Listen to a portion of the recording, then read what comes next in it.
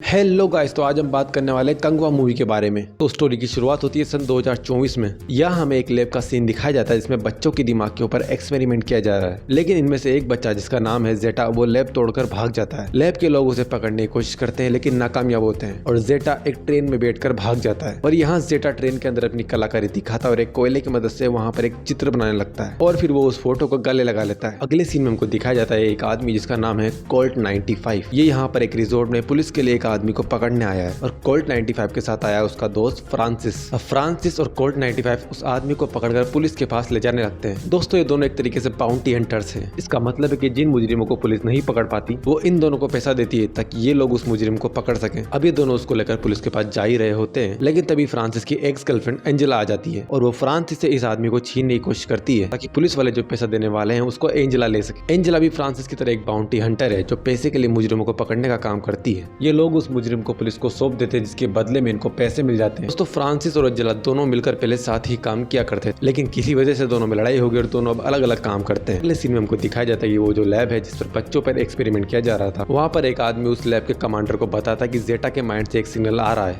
जो अभी उसकी लोकेशन गोवा में बता रहा है। तो अब पूरी फौज निकल जाती है गोवा की तरफ जेटा को पकड़ने के लिए। अगले सीन में हमको दिखाया जाता है कि पुलिस कमिश्नर फ्रांसिस को एक और आदमी को पकड़ने के लिए कहता है, लेकिन कमिश्नर फ्रांसिस को कहता है कि उस कमिश्नर को बिल्कुल खरोंच भी नहीं आनी चाहिए कि उस क्रिमिनल का बड़ा भाई कंगूटा बहुत ज्यादा खतरनाक आदमी है। अगर उसे कुछ भी हुआ तो कंगूटा फ्रांसिस को बिल्कुल नहीं छोड़ेगा।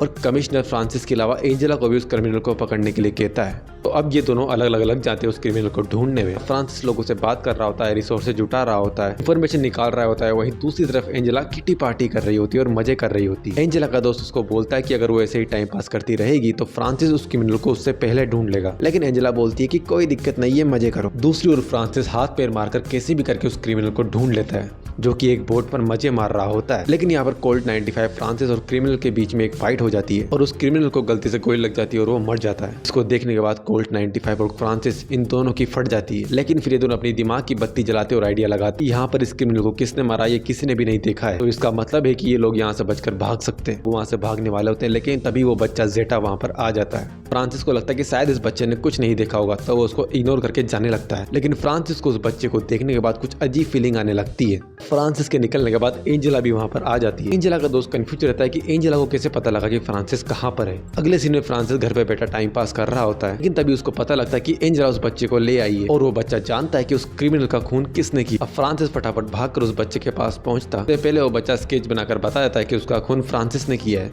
लेकिन फ्रांसिस कैसे भी करके उस बच्चे को लेकर वहाँ से निकल जाए। लेकिन उस बच्चे को देखने के बाद फ्रांसिस के मन में फिर से कुछ अजीब फीलिंग आने लगती है और वो बच्चा फ्रांसिस को ही घूर रहा होता है। लेकिन तभी अचानक उस बच्चे को अचानक से दौरे पड़ने लगते हैं और फ्रांसिस फटाफट उसको हॉस्पिटल लेके जाता है। हॉस्पिटल में उस बच्चे की जांच की जाती है और डॉक्टर को उस बच्चे के बारे में कुछ अजीब बातें पता लगती है। वो फ्रांसिस को बताते हैं कि इस बच्चे का सर सर्जरी के लिए खोला गया था और इस बच्चे के दिमाग में काफी ज्यादा एब्नॉर्मलिटी है। इस बच्चे के दिमाग की सारी सेल्स बिल्कुल अलग है। अब इन सब चीजों पर फ्रांसिस इतना ध्यान नहीं देता और उस बच्चे को अपने घर ले जाता है और फ्रांसिस के घर पे वो बच्चा फिर से अपने कलाकारी दिखाने लगता है और वो दीवार पर जहाजों की पेंटिंग बनाने लगता है। फ्रांसिस को ये सब चीजें काफी अजीब लगती है। अब वो बच्चा फ्रांसिस को बोलता है कि उसे भूख लगी है, तो फ्रांसिस उसको एक रेस्टोरेंट में लेके जाता है। लेकिन तभी वहाँ पर एंजेला आ जाती है और चालाकी से फ्रांसिस के हाथ हथकड़ियों से बांध देती है। कोल्ट 95 एंजेला से पूछता है कि उसे कैसे पता फ्रांसिस की लोकेशन के बारे में। एंजेला यहाँ पर बताती है कि उसने कोल्ट 95 के लॉकेट में एक ट्रैकर लगा रखा है जिसकी मदद से उसको फ्रांसिस की सारी लोकेशन के बारे में पता लग जाता है। एंजेला यहाँ पर उस क्रिमिनल के बड़े भाई कम्बूटा का बुला लेती है। कम्बूटा उस बच्चे से पूछने लगता है कि बता उसके भाई को किसने मारा, और कम्बूटा फ्रांसिस पर अटैक करने वाला होता है। लेकिन तभी वहाँ पर उस लैब के लोग आ जाते हैं और वो लोग उस रेस्टोरेंट के अंदर दबा के गोली चलाने लगते हैं और उस बच्चे जेटा को उठाकर ले जाते हैं।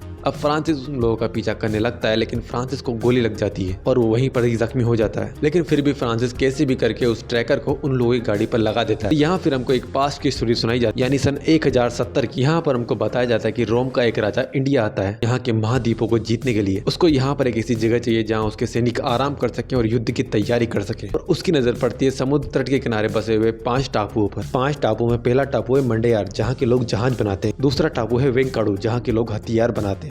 तीसरा टापू है मक्काडू जहाँ के लोग शिकार करने का काम करते हैं। चौथा टापू है अर्थी जहाँ के लोग खून खराबा करने के अलावा कुछ नहीं जानते। और 5वां टापू है पेरुमाची जहाँ के लोग युद्ध करने में माहिर हैं। उस रोमन राजा ने अपने सेनापति ओनोराटो से कहा कि वो उन 5 द्वीपों में से किसी एक द्वीप को चुन सकता है और सेनापति ओनोराटो चुनता है पेरुमाची को। अब मंडे और द्वीप का एक बंदा कोडुआ पैसे की लालच में इन लोगों का साथ देने के लिए तैयार हो जाता है। वो उनको बताता है कि पेरुमाची के लोग उस पर काफी भरोसा करते हैं, वो उन लोगों को धोखा देकर मरवा सकता है। सेनापति ओनोराटो उसकी बात मान लेते हैं। अगले सीन में हमको दिखाया जाता है कि कोडुआ अपने परिवार को लेकर पेरुमाची द्वीप पर जाता है। पेरुमाची द्वीप के लीडर से मिलता है। वो पेरुमाची द्वीप के लीडर को बताता है कि उसके पास 500 जहाज बनाने का ऑर्डर आया है। इतने सारे जहाज बनाने के लिए उसे काफी सारे लोगों की मदद लगेगी और वो पेरुमाची के लीडर को बोलता है कि वो अपने 100 लोग उसके साथ भेज दे और बदले में उनको पैसा मिलेगा और अच्छा खाना। पेरुमाची का लीडर उसकी बात मान लेता है और अपने 100 लोगों को कोडुआ के साथ भेज देता है। लेकिन कोडुआ चालाकी से अपने साथियों के साथ मिलकर उन 100 के 100 आदमियों को मार देता है। अब उसने पेरुमाची के 100 आदमियों को मार दिया है, इसका सबूत लेने के लिए उन सभी आदमियों के एक एक हाथ काट लेता है और वो सारे हाथ ले जाकर सेनापति ओनोराटो को दे देता है। सेनापति ओनोराटो खुश हो जाता है और वो कोडुआ को बोलता है कि अगर वो और 100 आदमियों को मार देता है तो वो उसको दबा के पैसा देगा। कोडुआ फिर से जाता है पेरुमाची के लीडर के पास और फिर से 100 आदमियों की डिमांड करता है। पेरुमाची का लीडर फिर से 100 आदमियों को भेज देता है। अब कोडुआ फिर से इन 100 आदमियों को मारने वाला होता है, लेकिन यहाँ कहानी में एक ट्विस्ट आ जाता है। दरअसल पिछले 100 आदमियों में से एक आदमी बचकर भाग गया था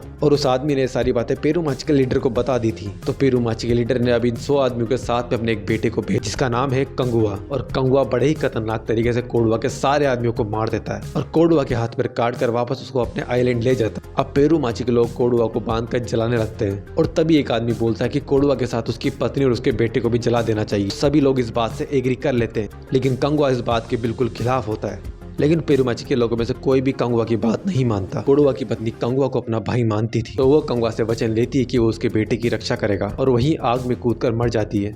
और अब कंगुआ ऐलान करता है कि कोडुआ अब उसका बेटा है। अगले सीन में सेनापति ओनोराटो अर्थी द्वीप पर जाते हैं। दरअसल अर्थी द्वीप और पेरुमाची द्वीप के बीच में काफी लंबे टाइम से दुश्मनी चलती आ रही है। तो अब सेनापति ओनोराटो अर्थी द्वीप वालों की मदद से पेरुमाची पर हमला करवाएंगे। यहाँ अर्थी द्वीप का लीडर है पुदीरन, और पुदीरन को भी बस एक मौका चाहिए था पेरुमाची द्वीप पर हमला करने का, और यहाँ उसको वो मौका मिल जाता है। और अब यहाँ पर पेरुमाची और अर्थी द्वीप के बीच में 8 दिन बाद युद्ध का ऐलान हो जाता है। लेकिन पुदीरन प्लान बनाता है कि पेरुमाची द्वीप के लोग युद्ध से पहले अपनी कुल देवी की पूजा करके एक झरने में स्नान करने जाते हैं, और उस समय ये सभी लोग बिना हथियार के होते हैं, तो ये उस समय पर हमला करके इन सबको मार सकता है। इस काम को अंजाम देने के लिए पुदीरन अपने 2 बेटों को भेज देता है और प्लान के मुताबिक पुदीरन के दोनों बेटे सेना लेकर जाते हैं और बिना हथियार वाले पेरुमाची के लोगों पर हमला कर देते हैं। लेकिन कंगुआ एक एक करके उन सबको मौत के घाट उतार देता है। वो पुदीरन के दोनों बेटों को भी मार देता है। लेकिन तभी कंगुआ की छाती पर कोई तलवार घुसा देता है। वो कोई और नहीं, कोरवा होता है। ये वही कोंडुआ का बेटा है, इसको कंगुआ ने गोद लिया था। लेकिन कोरवा अपने बाप की मौत का बदला लेना चाहता है और इसी वजह से वो कंगुआ पर हमला करता है। लेकिन जैसे ये बात पेरुमाची के लोगों को पता लगती है, कोरवा को काले जंगल में भेज देते हैं। काला जंगल एक ऐसी जगह है जहाँ पर खूंखार जानवर भरे हुए हैं, वहाँ पर कोई भी आम आदमी जिंदा नहीं रह सकता। लेकिन कंगुआ भी कोरवा के पीछे पीछे जाता है, क्योंकि उसने उसकी माँ से वादा किया था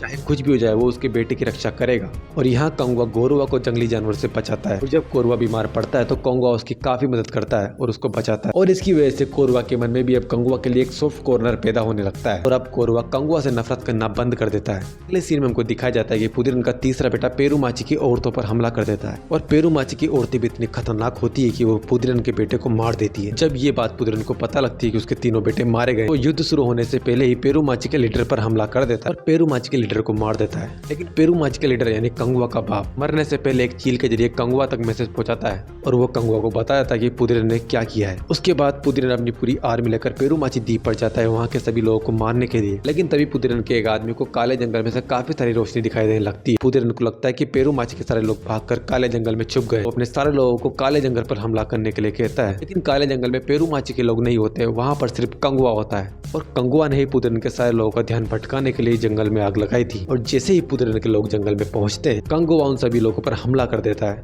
कंगुआ पुदीरन के लोगों पर पत्थर फेंकता है, सांप वाले तीर छोड़ता है और बिच्छू फेंकता है और धीरे धीरे करके उन सभी लोगों को मारने लगता है। लेकिन तभी पुदीरन का एक आदमी कोरवा को किडनैप करके पुदीरन की शिप पर ले जाता है। कंगुआ को यह बात पता लगती है तो वो भी पुदीरन की शिप पर आ जाता है। लेकिन पुदीरन कोरवा को रस्सी से बांधकर शार्क्स के ऊपर लटका देता है और जैसे ही कंगुआ शिप पर पहुंचता है, पुदीरन रस्सी काट देता है। लेकिन कंगुआ रस्सी पकड़ लेता है और कोरवा को मरने से बचा लेता है। लेकिन उसने रस्सी पकड़ रखी है और इस वजह से वो लड़ाई नहीं कर पाता।